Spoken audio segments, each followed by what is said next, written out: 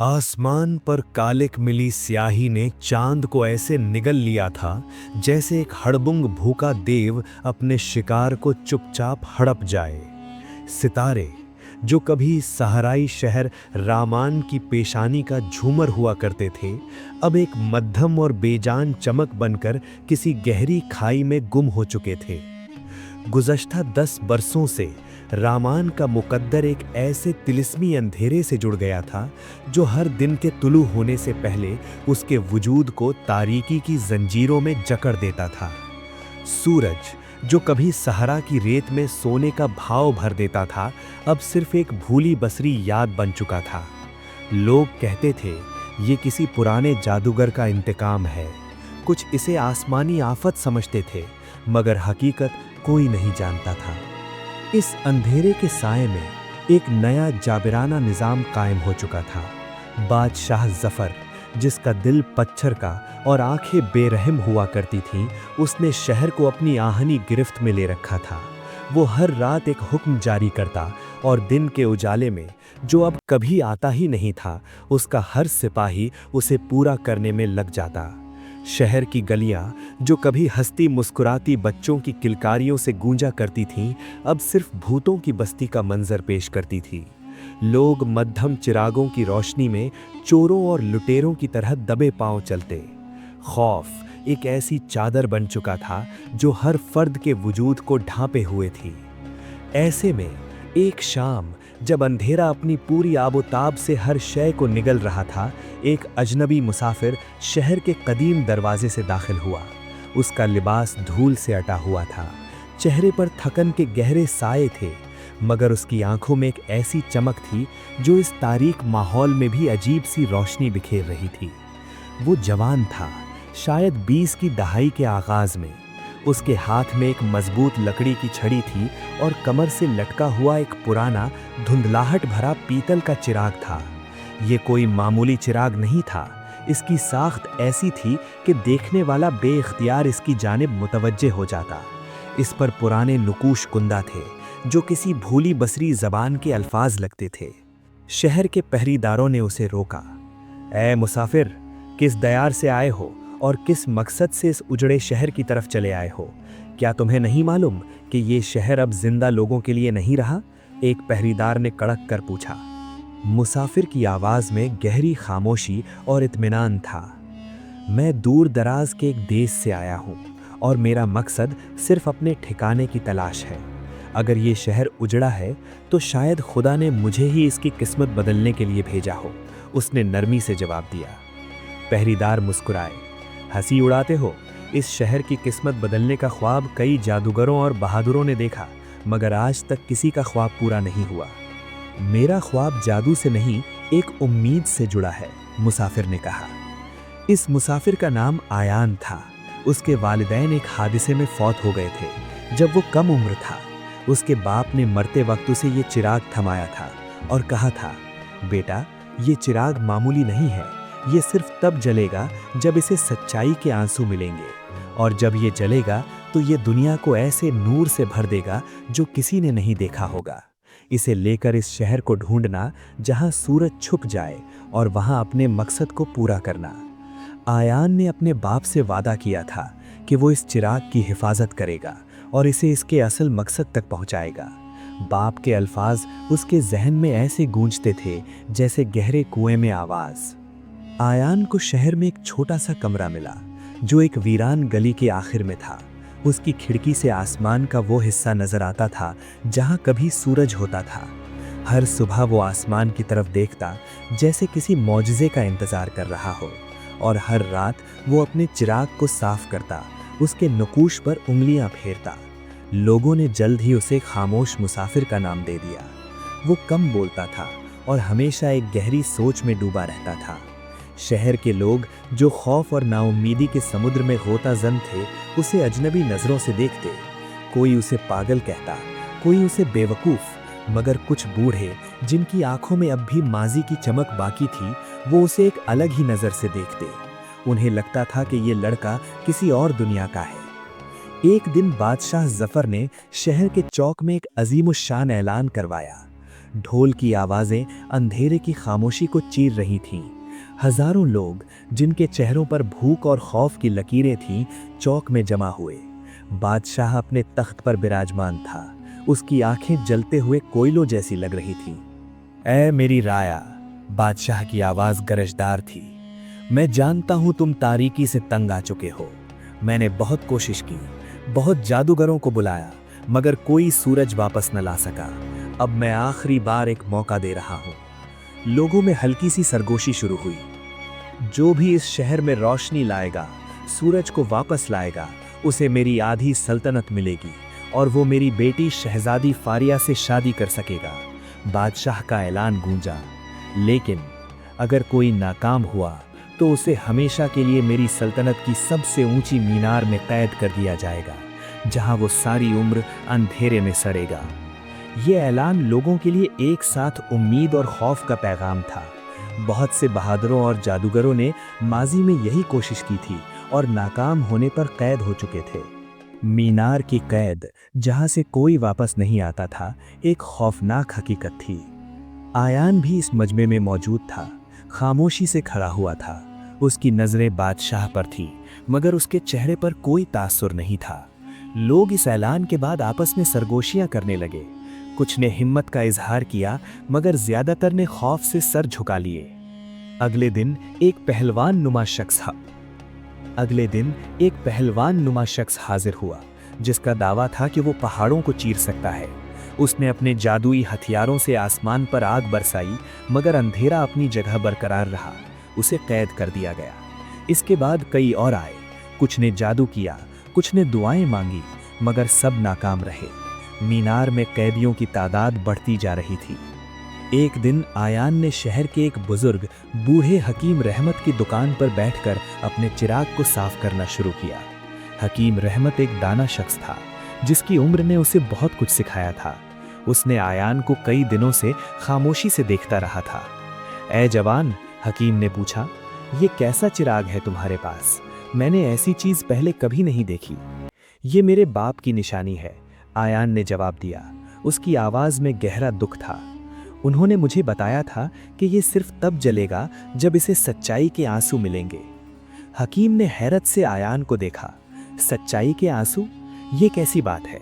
क्या आंसू सच्चे और झूठे भी होते हैं? मेरे बाप का कहना था कि सिर्फ वो आंसू जो किसी खालिस इरादे, बेलोस मोहब्बत या शदीद पशीमानी से निकले, वही सच्चे होते हैं, आयान ने वजाहत दी। और वो सिर्फ किसी ऐसी जगह पर गिरकर चिराग को जला सकते हैं जहां कोई ऐसी मुसीबत हो जिसका हल सिर्फ उसी रोशनी में हो। हकीम सोच में पड़ गया। उसने अपनी लंबी दाढ़ी पर हाथ फेरा। तो क्या तुम इस चिराग को जलाने के लिए यहाँ आए हो? आयान ने इस बात में सर हिलाया। मैं उस वक्त का इंतजार कर रहा हूँ जब ये शहर सच्चे आंसू बहाने पर मजबूर होगा, जब कोई इतना टूटेगा कि उसकी आंख से निकलने वाला कतरा इस अंधेरे को चीर देगा। हकीम ने आयान को गौर से देखा। उसे इस नौजवान की बातों में गहरी सच्चाई नजर आई। उसने महसूस किया कि ये लड़का दूसरों से अलग है। उसमें एक गैर मामूली एतमाद और एक गहरा सब्र है। इसी शाम शहर में एक नया शोर बरपा हुआ। बादशाह जफर ने ऐलान किया कि उसकी बेटी शहजादी फारिया बीमार पड़ गई है। उसके जिस्म पर स्याह धब्बे पड़ने लगे हैं और उसकी रूह पर एक अजीब सी बेचैनी छाई हुई है। शहर के तमाम तबीब और जादूगर नाकाम हो चुके थे। बादशाह ने हुक्म दिया कि जो भी उसकी बेटी को ठीक करेगा उसे इनाम मिलेगा, वरना उसे भी मीनार में कैद कर दिया जाएगा।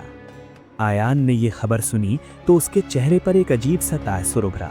ये पहला मौका था जब उसकी खामोशी में कोई हल्की सी लर्जिश महसूस हुई। रामान के महल की ऊंची दीवारें, जो कभी शाही वकार की अलामत थीं, अब किसी खौफनाक आसेब का मस्कन लगती थीं। शहजादी फारिया की बीमारी ने पूरे शहर में एक नई दहशत फैला दी थी। ये महज एक जिस्मानी रोग नहीं था। शहजादी के चेहरे पर पड़ने वाले स्याह धब्बे वक्त गुजरने के साथ साथ गहरे होते जा रहे थे, और इन धब्बों से एक ऐसी सर्दी निकलती थी जो देखने वाले के खून को जमा देती। शाही तबीबों ने इसे सायों का जहर करार दिया था। आयान जब ये सुना कि शहजादी की जिंदगी खतरे में है, तो उसने महसूस किया कि वो घड़ी करीब आ रही है जिसके लिए उसके बाप ने उसे तैयार किया था। उसने अपना वो धुंधला सा पीतल का चिराग उठाया, उसे एक पुराने कपड़े में लपेटा और शाही महल की तरफ कदम बढ़ा दिए। महल के भारी दरवाजे पर खड़े मुसल्ला सिपाहियों ने उसे हकारत से देखा। ए लड़के, तुम यहाँ क्या लेने आए हो? क्या तुम्हें अपनी जिंदगी प्यारी नहीं? एक सिपाही ने उसके कमजोर वजूद और बोसीदा लिबास का मजाक उड़ाते हुए कहा। आयान ने अपनी आंखों में वही पुरसुकून चमक बरकरार रखी। मैं शहजादी का इलाज करने आया हूँ। सिपाही कहकहा मारकर हंस पड़े।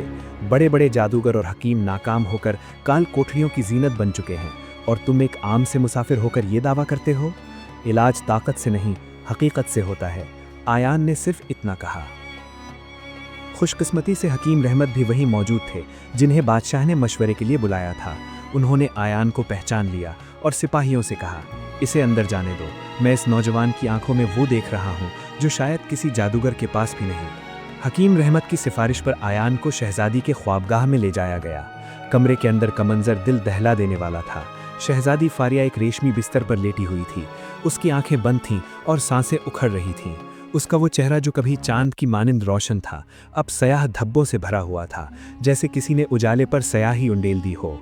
बादशाह जफर, जो एक जाबिर हुक्मरान था, इस वक्त एक लाचार बाप की तरह बिस्तर के सिरहाने बैठा अपनी बेटी का हाथ थामे हुए था। कौन हो तुम? बादशाह ने आयान को देखकर गरज कर पूछा। उसकी आवाज़ में गुस्सा और गम दोनों शामिल थे। आयान ने सर झुकाकर अदब से जवाब दिया, आलीजाह, मैं एक मुसाफिर हूँ और मैंने सुना है कि शहजादी को एक ऐसी रोशनी की ज़रूरत है जो इन सायों को मिटा सके।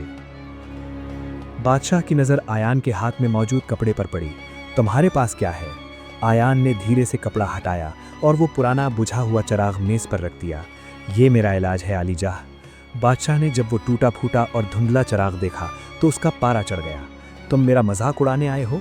इस बेजान पीतल के टुकड़े से तुम मेरी बेटी को बचाओगे? सिपाहियों, इसे अभी मीनार की तरफ ले जाओ। रुकिए आलीजाह। शहजादी के हलक से एक मध्यम और कराहती हुई आवाज़ निकली। उसने बमुश्किल अपनी आंखें खोलीं और मेज़ पर रखे चिराग को देखा। इस चिराग में कुछ है, मुझे इससे ठंडक महसूस हो रही है। बादशाह अपनी बेटी की पुकार पर रुक गया।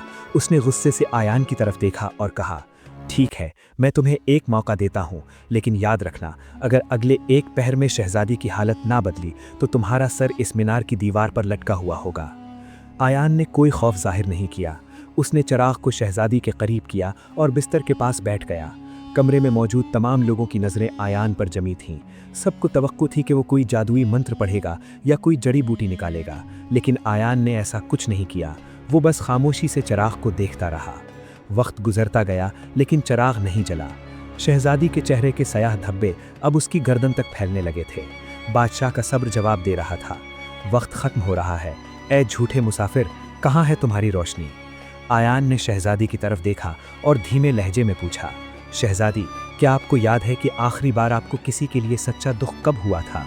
शहजादी ने नकाहत से जवाब दिया, मैंने हमेशा अपनी रियाया का दुख बांटा है, लेकिन जब से ये अंधेरा आया है मेरा दिल पत्थर की तरह सख्त हो गया है। मुझे अब किसी के लिए कुछ महसूस नहीं होता, सिर्फ दर्द है।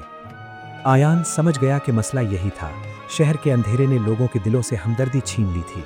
चिराग को जलाने के लिए जिस सच्चे आंसू की ज़रूरत थी, वो इस वक्त उस कमरे में किसी के पास नहीं था। बादशाह जफ़र के पास सिर्फ गुस्सा था और शहजादी के पास सिर्फ करब। अचानक महल के बाहर से एक बूढ़ी औरत के रोने की आवाज़ आई। वो एक बेवा थी जिसका इकलौता बेटा बादशाह के सिपाहियों ने 80 सुबह अनाज चोरी करने के इल्ज़ाम में कैद कर दिया था। वो चिल्ला चिल्ला कर दुहाई दे रही थी कि उसका बेटा भूखा था, इसलिए उसने हाथ फैलाया। आयान ने बादशाह से कहा, आलीजाह, उस औरत का आंसू सच्चा है, लेकिन वो महल की दीवारों से बाहर है। क्या आप इसे अंदर बुला सकते हैं? बादशाह ने तैश मारकर कहा, तुम एक चोर की माँ को मेरे दरबार में लाने की बात कर रहे हो? वो चोर की माँ नहीं, एक दुखी इंसान है। आयान ने मजबूती से कहा, अगर आपको अपनी बेटी की ज़िंदगी अजीज़ है तो उसके आंसू की कद्र करनी होगी। मजबूरी में बादशाह ने हुक्म दिया कि उस बूढ़ी औरत को अंदर लाया जाए। जब वो औरत कमरे में दाखिल हुई और उसने शहजादी को इस हाल में देखा तो उसका अपना गम एक लम्हे के लिए पीछे रह गया। उसने शहजादी के मुरझाए हुए चेहरे को देखा और उसके दिल में एक ऐसी हमदर्दी जागी जो खालिस थी। हाय मेरी बच्ची, तुझे किसकी नज़र लग गई? उस बूढ़ी औरत की आंखों से एक आंसू टपका और सीधा आयान के चिराग पर जा गिरा। पूरे कमरे में एक सकता तारी हो गया। वो चिराग जो बरसों से बुझा हुआ था, अचानक एक मध्यम नीली रोशनी से चमकने लगा। वो रोशनी इतनी पुरस्रार और सुकूनदेह थी कि कमरे की दीवारों पर रक्स करते साए पीछे हटने लगे। लेकिन चिराग पूरी तरह नहीं जला। रोशनी सिर्फ इतनी थी कि शहजादी के चेहरे के धब्बे रुक गए मगर ख़त्म नहीं हुए। आयान ने एक लंबी सांस ली। पहला कदम मुकम्मल हुआ, लेकिन ये रोशनी अभी इतनी ताकतवर नहीं कि शहर का अंधेरा ख़त्म कर सके। इस चिराग को अभी एक और बड़े इम्तिहान से गुजरना है।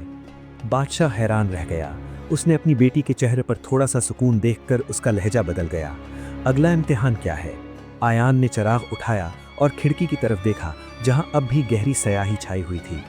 दूसरा इम्तिहान खुद आप हैं आली जाह। इस चिराग को जलाने के लिए अब एक ऐसे आंसू की ज़रूरत है जो पछतावे से निकला हो, और वो आंसू सिर्फ वही दे सकता है जिसने दूसरों पर जुल्म किया हो। बादशाह का चेहरा जर्द पड़ गया। पूरा कमरा फिर से एक गहरे तजस्सुस में डूब गया। क्या बादशाह ज़फ़र अपने अना कुर्बान कर सकेगा? क्या वो अपने गुनाहों पर रो पाएगा? आयान ने चिराग को सीने से लगाया और कहा, मैं कल तक का वक्त देता हूँ। अगर कल तक इस चिराग को दूसरा आंसू ना मिला तो ये रोशनी बुझ जाएगी और शहजादी की हालत पहले से बदतर हो जाएगी। ये कहकर आयान कमरे से बाहर निकल गया, लेकिन इस बार सिपाहियों ने उसे नहीं रोका। महल की फ़ज़ा अब पहले जैसी नहीं रही थी। हर कोई उस खामोश मुसाफिर के बारे में सोच रहा था जिसने एक पीतल के टुकड़े से मौत को रोक दिया। क्या आयान का ये जुआ कामयाब होगा? क्या बादशाह ज़फ़र अपने पछतावे का इजहार करेगा, या आयान को किसी नई साजिश का सामना करना पड़ेगा? महल की फिजा में एक अजीब सी घुटन थी। वो मध्यम नीली रोशनी जो आयान के चिराग से फूटी थी, अब शहजादी की ख्वाबगाह के एक कोने में साकित खड़ी थी, जैसे किसी बड़े मोज़े की मुंतज़िर हो। शहजादी फारिया की हालत संभल तो गई थी, मगर वो अब भी नीम बेहोशी के आलम में जिंदगी और मौत की सरहद पर खड़ी थी। बादशाह ज़फ़र अपने पुरतैश कमरे में तन्हा टहल रहा था।